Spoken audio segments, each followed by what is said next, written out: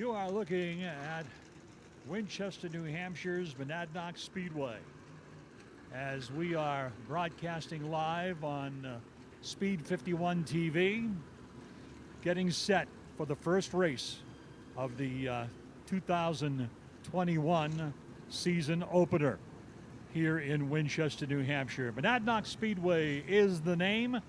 It has been in existence since the early 70s, and we are delighted to have you, the viewers, with us here tonight at Monadnock. My name is John Spence. I'm going to be joined by the longtime voice, the original voice, if I may, announcer David Sutherland, who is going to work the broadcast with me here tonight. All Phases Renovations are proudly presenting tonight's racing action here for the Tri-Track Series. And let's get right to it because it is a very cold night here in New Hampshire. And we're going to get right to the starting lineup so we can get this field under green. Starting on the pole, it is going to be Matt Kimball. He's a regular here. He is going to be driving the 50K car, and he hails from Bennington, New Hampshire. Les Hinckley, who's won a lot of races at this racetrack, he will start on the outside. He hails from Windsor Locks, Connecticut. He is numbered 06. Justin Bonsignor in from the Wheeling Tour out of Holtzville, New York. He's driving the 00 car, will start third. Matt Swanson is going to roll off in the fourth position out of Acton, Massachusetts. Greenfield, Massachusetts driver and a Monadnock regular, Ben Byrne, is going to start fifth on the grid. He is driving the number 6X car. And also starting in the sixth position is going to be car number 6, and that is Woody Petcat, the veteran driver from Bellingham, Massachusetts. Sam Ramo is going to start seventh out of Westminster, Massachusetts in the 06 MA. Matt Hirschman, the guy everyone will keep an eye on in this particular event here tonight. He has certainly been a dominant factor with this Tri-Track Series in the past, and he is going to be driving the number 60 car, races out of Northampton, Pennsylvania. He grids in the 8th spot. Ron Silk is going to start 9th, and car number 16 out of Norwalk, Connecticut. Chase Dowling out of Roxbury, Connecticut is in the Ben Dodge number 9 car. He starts 10th on the field. Earl Paulus up from Palmerton, Pennsylvania is in car number 8. He will roll from the 11th position. The 12th starting spot is going to be the 6th New York, Ryan Priest out of Kannapolis, North Carolina. Ronnie Williams is in the number 25 of Gary Casella. He is starting 13th. Hails from Ellington, Connecticut. Dylan Izzo from Monroe, Connecticut is in the number 13. He grids in the 14th spot. Rolling in the 15th position is going to be the number 5, Tommy Barrett. Races out of Millis, Massachusetts. Joey Cipriano is making the start here tonight in the 50C car. He is in the 16th spot out of Waterbury, Connecticut. Lisbon, Connecticut's Chris Pasteryak is going to start 17th on the field in the number 75. Glenn Reen, he'll start in the 18th spot, car number 17 from Wilbraham, Massachusetts. Anthony Nocella, car number 92, starts in the 19th spot from Woburn, Mass. Kirk Alexander from West Swansea, New Hampshire. He is in the number 76, starting 20th. Anthony Cecily up from Mattawa, New Jersey is in the 16 NJ, starts 21st. Brian Roby in the number 25 New Hampshire starts 22nd from Sunapee, New Hampshire. Max Zackham, the Oakdale, Connecticut driver, is in the number 18, starts 23rd on the field. Austin Koshinash is in the number 66, and he races out of Danielsville, Pennsylvania. Devin O'Connell is in the number 0, and he is starting 25th on the field from Madison, Connecticut. Local driver Joel Monahan from Whately, Massachusetts is in the 03, starting 26th. And the two provisionals at the back end of the field, car number 99, Richard Savory from Canton, Massachusetts, and Kurt Vidgen will roll off in the 28th spot in car number 7. We are going to green.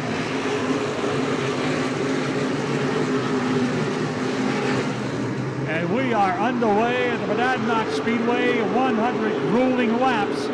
And the opening lap leader is going to be the 50 car, the pole sitter, Matt Kimball.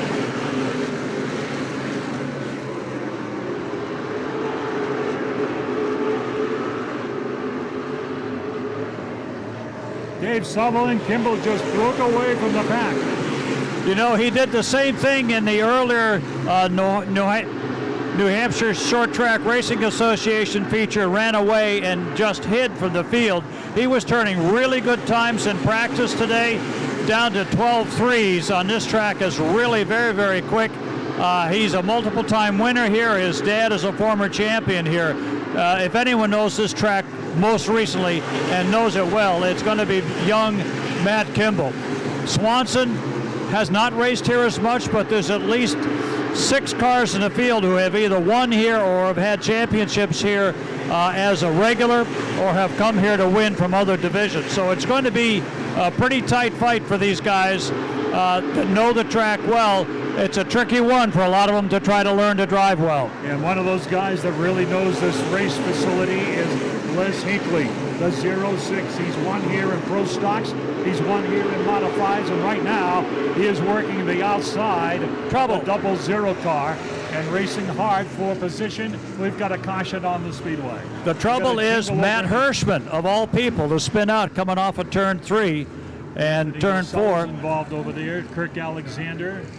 Alexander looks like he has some front end damage, ran into the back of somebody. The tricky thing about this track, John, for folks who don't know it, when it was reconstructed in 1973, they built it with 22 degrees of banking in turns 1 and 2. The builder, and this is the urban legend, got to 3 and 4, said, I'm not going to do 22 degrees in there because I don't want a car to launch off the 4th turn into the grandstands. So it goes from 17 to 13. It's really hard for a lot of drivers to figure out how to get through turns 3 and 4. And once they get, if they get too far to the outside, they're really in trouble. You've got to learn how to come off that corner and keep it low. If you can set it up to run outside, you're in great shape. That's a real hard thing for a lot of the drivers that come here on an occasional basis like Tri-Track to really learn how to do that. And for the longest period of time, it's been considered to be one of the trickiest racetracks in New England. You'll hear that from a lot of people. Here's the 76 of Kirk Alexander. He is on the hook, and he was very, very positive. I spoke with him last night. He felt really good about how that car went during the practice sessions that they had here for this series yesterday and early last evening. But that's a tough break right there because he's going to be out of this race. And, you know, he's a former champion here as a regular.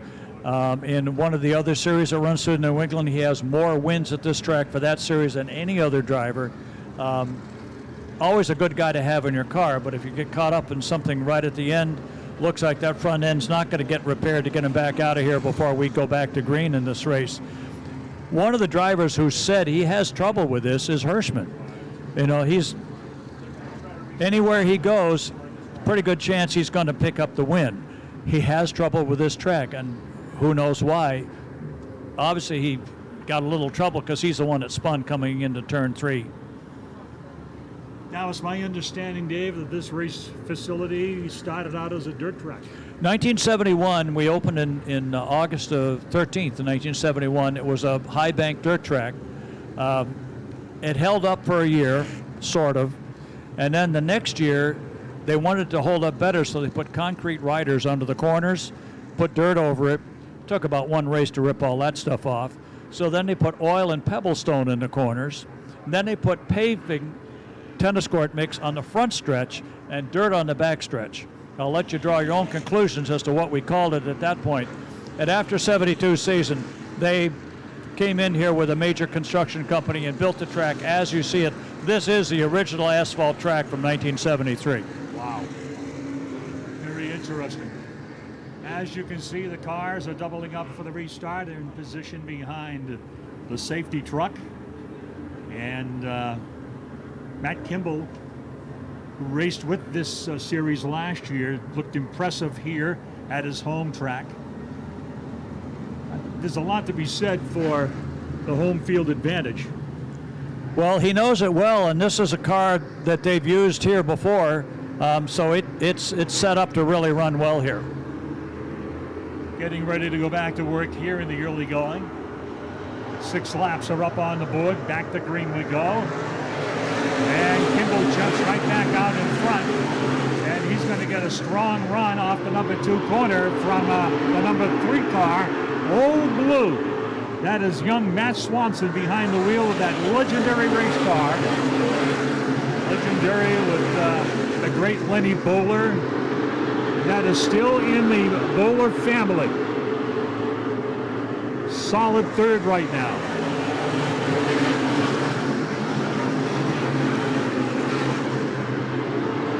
Keep an eye on Les Hinckley too, because he's fast moving to the front.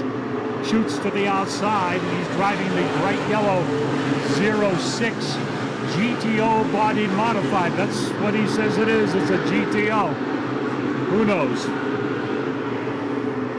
Another one of the local drivers, Dave, that you're familiar with here is the number 25 New Hampshire. And that is the driver that sits right, he's challenging Hinckley off the number 4 corner. Well, Brian Roby won the championship here last season, and he'd only been in a modified for probably 4 years, has really risen to the top of the fields. A common winner here, his first win in racing was at this track about 4 years ago, and he's going to be one of the guys to contend with at the end of the race. As you can see, Ben Byrne, another regular, challenging Matt Kimball right now, and he's looking strong as he comes off turn 2. Down the back straightaway and into turn number 3. Great racing down the front straightaway, and you will see lots and lots of side-by-side racing here at Monadnock. These modifieds get around here extremely fast.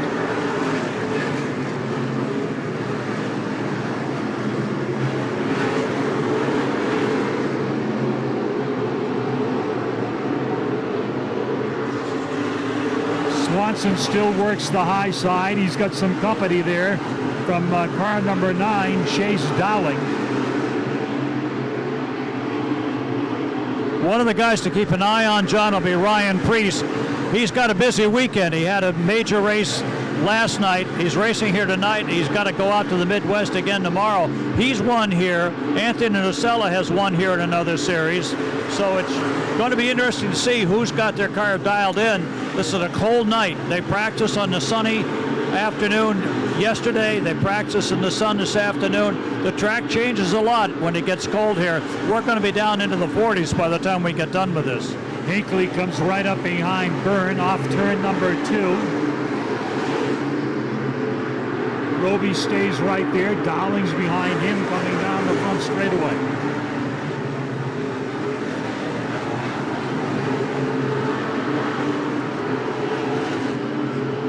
Priest is not pushing it as he comes down the front chute, and Swanson's right behind him in Old Blue. He seems to be content with just keeping an eye on what's going on ahead of him. Hinckley still running high and hard off turn number 4. Settles in one more time behind the number 6 of Byrne and pulls onto that 3rd spot. The guy out front right now is young Sam Ramo. Unlike a lot of the drivers that have raced here in the past in a lot of tracks, Sam jumped into a modified right off the top. He had never raced anything else. He won here last year in the tri-track events. He's up front now. Right behind him is his buddy Ben Byrne from Greenfield, Massachusetts. So you've got a 6, an 06, and an 06 running at the front with Hinckley challenging along with them. So these are guys that know the track well, either as a viewer or as a racer. So it should be interesting. If they can hold on for 100 laps, that's the key here. Running in the 5th spot is car number 9, and that's Chase Dowling, the Roxbury, Connecticut hot shoe. There goes Hinckley to the inside. Hinckley makes a strong bid for the number 2 spot as he goes inside Byrne, and he may come away. Byrne looking hanging tough on the outside. It looked like Hinckley was going to shake free the 6 car. He does now, moves into the 2nd position.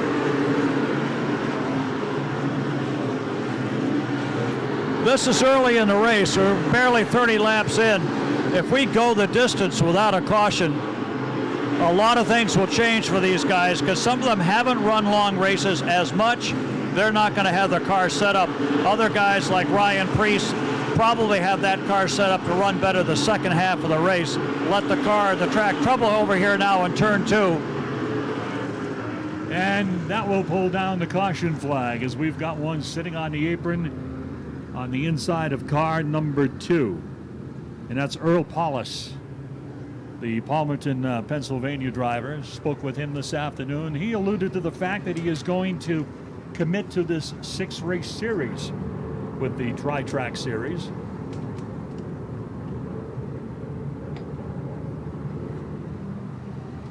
Yeah, nice run going here for Sammy Ramo, the 06 MA. Started in the 7th position. But you know the guys, you can see the guys that really know this race plant well, because it is a very tricky speedway to get around. And Well, I've talked to some veteran drivers that just say, I gave up on that years ago. Well, a lot of them have. I mean, back in the day, when we first opened, the famous names like Bug Stevens here in New England and Richie Evans, they could show up, take 2 laps, and have the car dialed in. It's gotten harder as the years have gone on for a lot of these guys because they don't race as much. And so they don't learn to get their car dialed in as quickly. We've got a couple of them going into the pits to get themselves reset. They can change a tire, they can make a slight adjustment to get them to get through 100 laps. They've gone 29 in. This is first really a real caution for them. This is going to separate the guys who have their car ready to go from the ones who are not quite going to be there. Nocella won here about 3 years ago in another division. Yep. Ryan Preece has won here in the past. Ben Byrne, obviously, running up front, frequent winner when he's on the track. The same with Hinckley when he raced here as a regular. Matt Kimball's drifted back, but that doesn't mean a thing at this point in the race. One of the guys that does well in the famous number 3 is Swanson. Swanson has not spent a lot of time on a racetrack here in any of the series, not as a regular for sure, and not as a member of a touring group that comes into the track for shows like this. And you look at the track, and there's Mr. Money. Hirschman's where he is. sitting back. He's next to last in the field as some of the other guys come back out of the pits. It's only early in the race. He's got 70 laps, and that car could be on top of things in no time. Josh Manfredo is the gentleman on the flag stand, and he has bunched this field together, and we are anticipating a green flag. Here we go. Back to racing, Hinckley. Hinckley wants the top spot, and he is going to go right after it now on the outside. Dowling makes a nice move on the bottom, coming off of turn number 4, and Hinckley is rolled back into the 4th position. Roby is right behind Hinckley. So we've got some real good action going on up at the front of the field. The hard thing here, getting off of turn 4, that's what Hinckley got himself on the outside line and got shuffled back for a while. Now he's moved back into the 4th spot right in front of Ryan Preece as Sammy Ramo takes him down into turn 1, 2, and 3. Ben Byrne right behind him, but Dowling, another youngster who is just beginning to learn this circuit, doing really well to get up into 3rd place, shuffling Hinckley back. They're going to be fighting like this probably for the next 60 laps anyway. Looking back through the field, Swanson's on the bottom. He's getting a visit from Ryan Preece. Preece working the high side through the 1st and 2nd turn. And right behind him is Max Zakov in the AT car. Woody Pitgat's down to the bottom off of 4.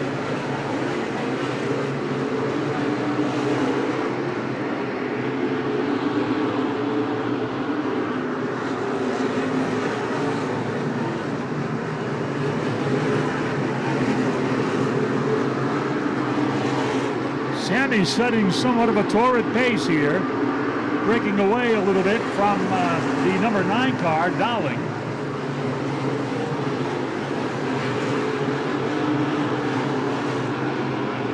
That's Burns sandwiched in between the 9 car and the race leader. 38 laps completed.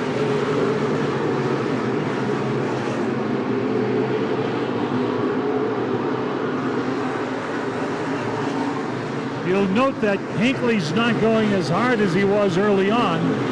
He's just settled back there behind Dowling and in front of the number 25, Roby, cruising along now. Well, then why kill yourself early in the race? If the other guys use up their tires or get themselves out of balance, it's really not going to make a whole lot of difference to them. So right now you've got Ryan Preece, Ronnie Silk just taking their time. So is Kimball. Kimball started off early. He's dropping back a little bit. Swanson's doing the same thing.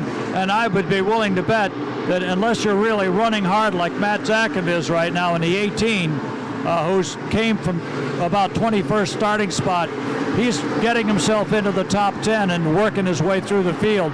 Those are the guys that will rise to the top here as we approach the halfway mark. We are fast approaching the halfway point in this one. 43 laps are complete. And the leaders coming off the number 4 corner.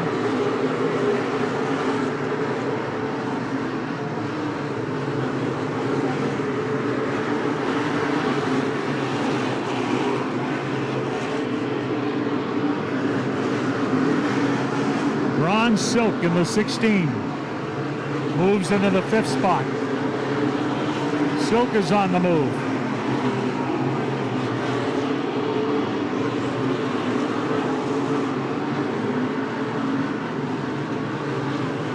Right now, Ben Burns putting a little pressure on Sammy Ramo, especially in 3 and 4. That's where you learn to get off the turn real fast and stay in the hunt. Dowling is right behind him, but Hinckley's starting to peck away at the outside, at least feinting there. And Ron Silk, who's had mediocre luck here over the years, is looking like he might just be able to stay with the top 5. Preece has moved up to 6, and Kimball's just sitting around following him around. I can't think of a better guy for a youngster like Matt Kimball to follow than Ryan Preece and the experience that he brings to the track. Hinckley made a move, and he got by Dowling. So Hinckley's moved up a notch on the ladder. He's right behind Byrne coming down the straightaway. 50 laps completed. We have hit the halfway mark.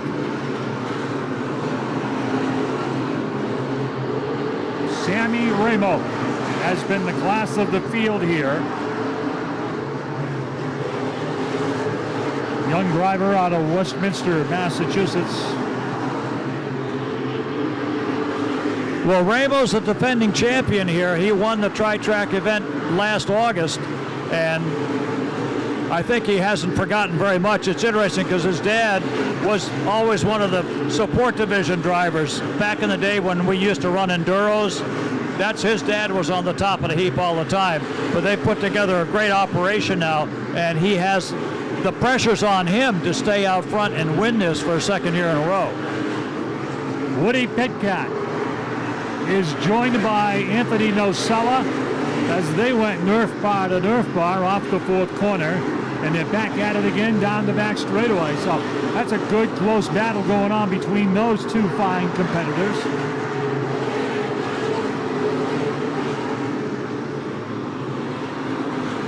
Matt Zakin, we can see now, starting to move up on the inside. He may be the sleeper in the field right now. If they had a caution at this point, and it looks like we will because we've got a spinner off of turn 4.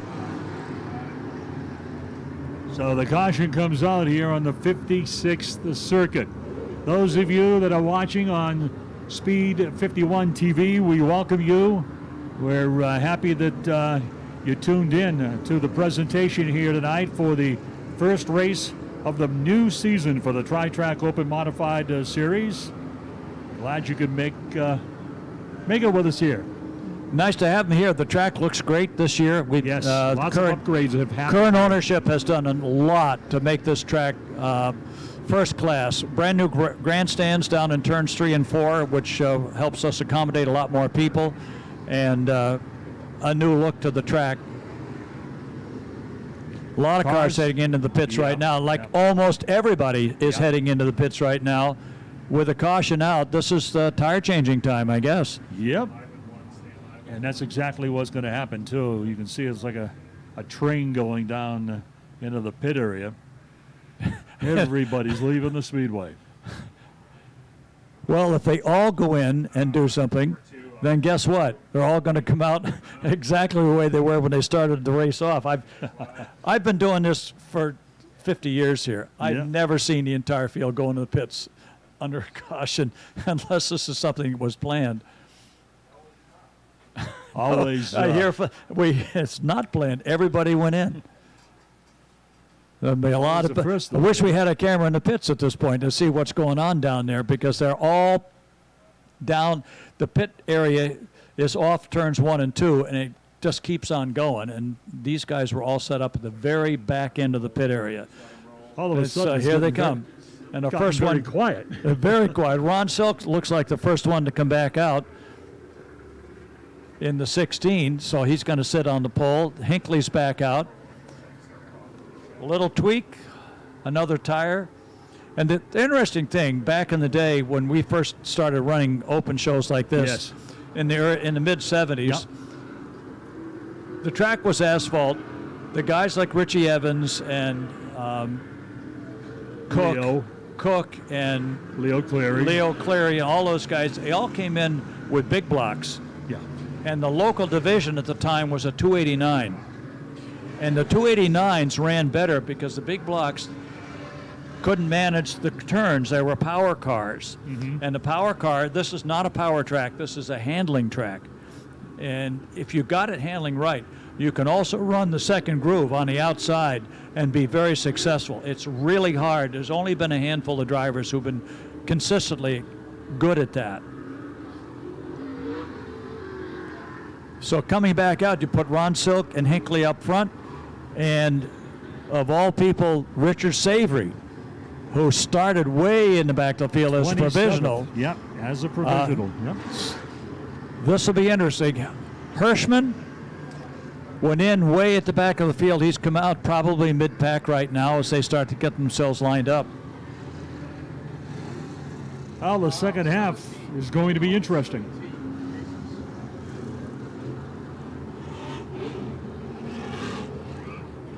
Coming up on the calendar as far as the Tri-Track Open Modified Series is concerned, the next date that the series will be appearing will also be here in New Hampshire, and that's going to be May 22nd at the Star Speedway in Epping. And then we move on to the Seekonk Speedway, which is always a very, very exciting event. That is the 30th of June to put on your calendar.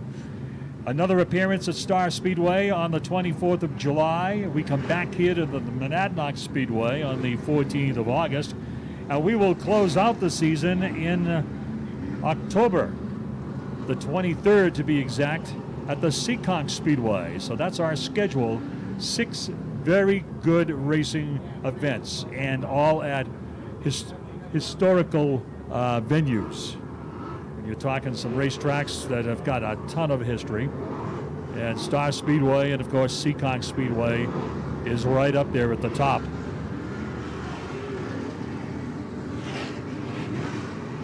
Well, it looks like all the ones who pitted, which was the entire field, have filtered back onto the racetrack. They're getting them doubled up again to restart here with 55 out of the 100 laps here on the Wonders Casino 100.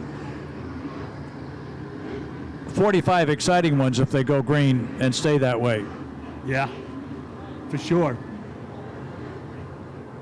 It's the same race, but it's going to be a different race. The second half's going to be very, very interesting. Look at who's back out there down laps, and that's Kirk Alexander. Kurt's Up the back end of the field. he's down mostly the entire race right now, but get it out there and see whether they've fixed what they have and make it work. Here they come. This field getting ready to rock and roll off turn number 4, and here they come. Green flag is over the speedway. Back to racing we go at Monadnock Speedway. So Silk has got the top position. Savory's going to work over the inside of Les Hinckley.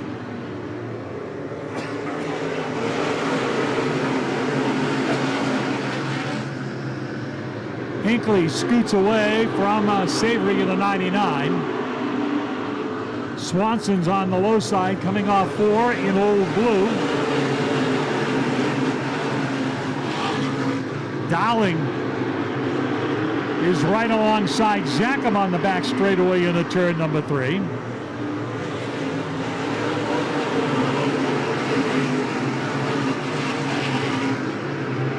Down the chute they go into turn number 3.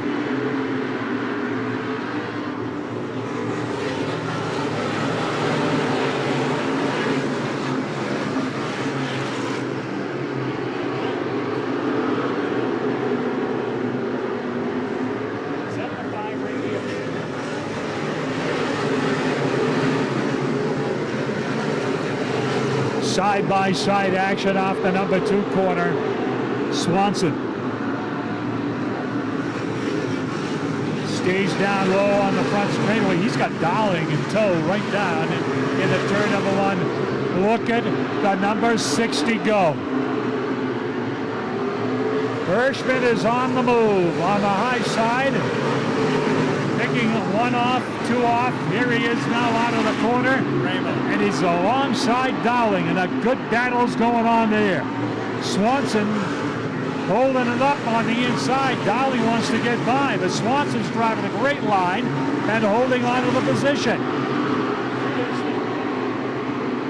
Number 5 is Tommy Barrett's come alive.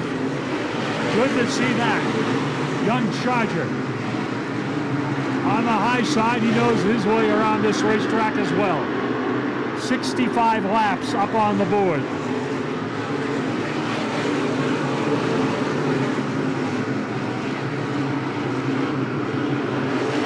Dowling stays with Swanson going into turn number 3. Chris Pasternak's making a charge. He is in the number 75 car. He comes right up behind Hirschman in the 60. So the number 75 has got it going right now, and right behind him is Sammy Ramo. Well, Chris Pasternak running behind there in the 75 has been on the track. We have a caution. 2 cars collide over here in turn 4. 1. It's going to be the number 0. That'll be Devin O'Connell. Yes. Pulling away. He is able to pull away from that one. Not yet. And the other one would be Dylan Izzo. So 2 of the guys who don't have as much experience on the track.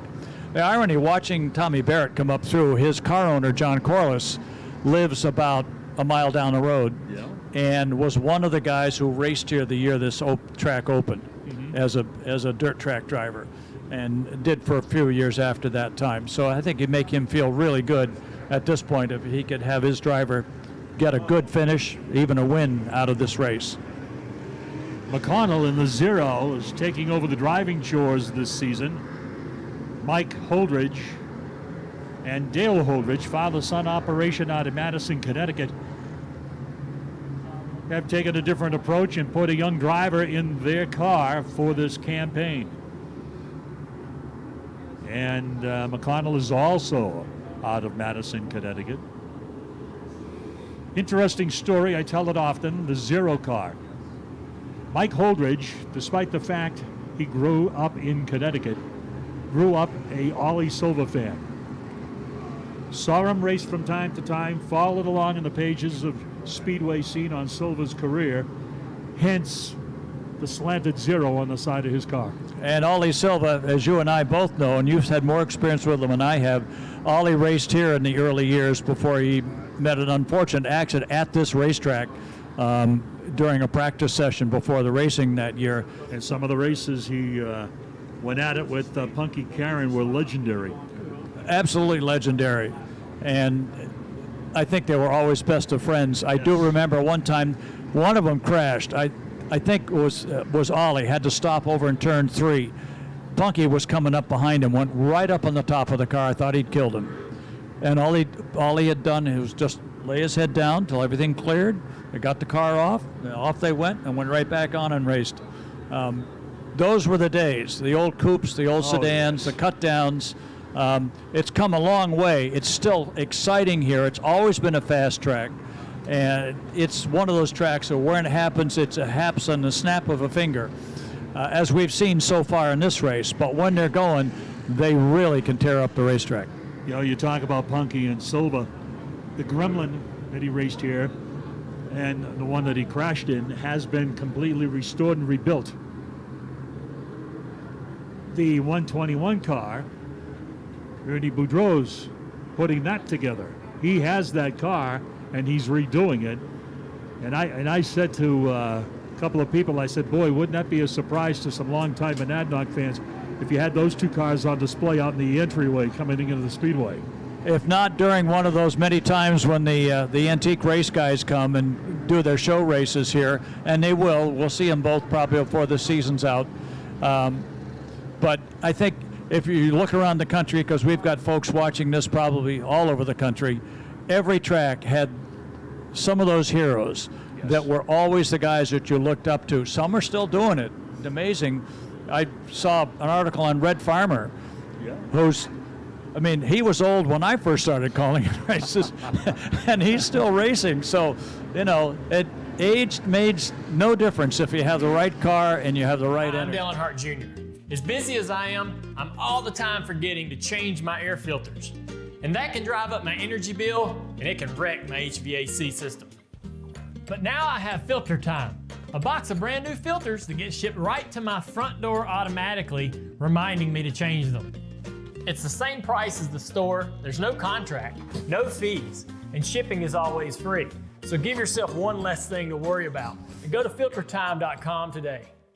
The Knockin' Doors Down autobiography by Carlos Vieira. It takes you deep into his destructive past and how racing saved his life and opened the door to give back to the community. And 100% of the sales go directly to the Carlos Vieira Foundation, an organization committed to raising awareness for addiction, mental health, and autism. And for inspiration and motivation, tune in weekly to the podcast every Thursday for real-life episodes from celebrities and local heroes. Get Knockin' Doors Down today at kddmediacompany.com or Amazon.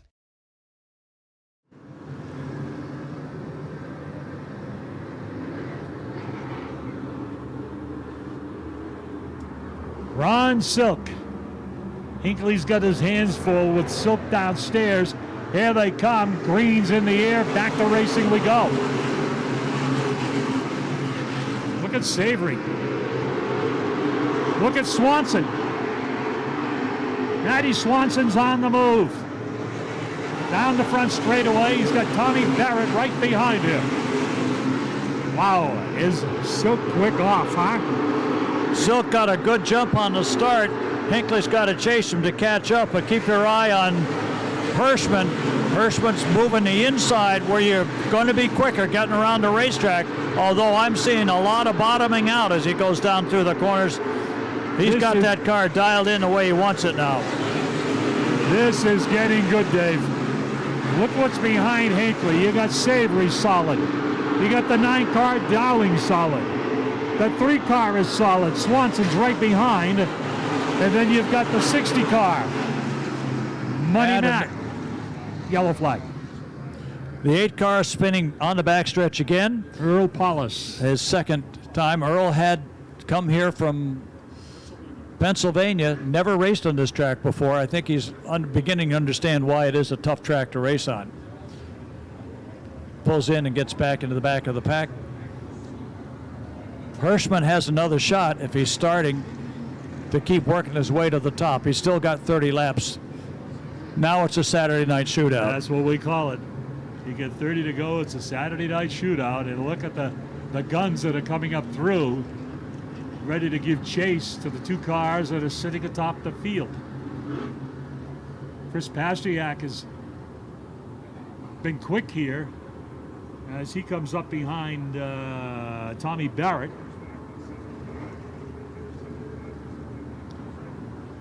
It's interesting, Justin Bonsignori has not been as much a presence as one to expect. He won the Whalen Tour race here last year, and he has in past been a guy who comes on late in the race. You don't see him, all of a sudden, bang, he's in the top 3. He's in the 00 Jim Page's car. Has not been a factor so far. Nope.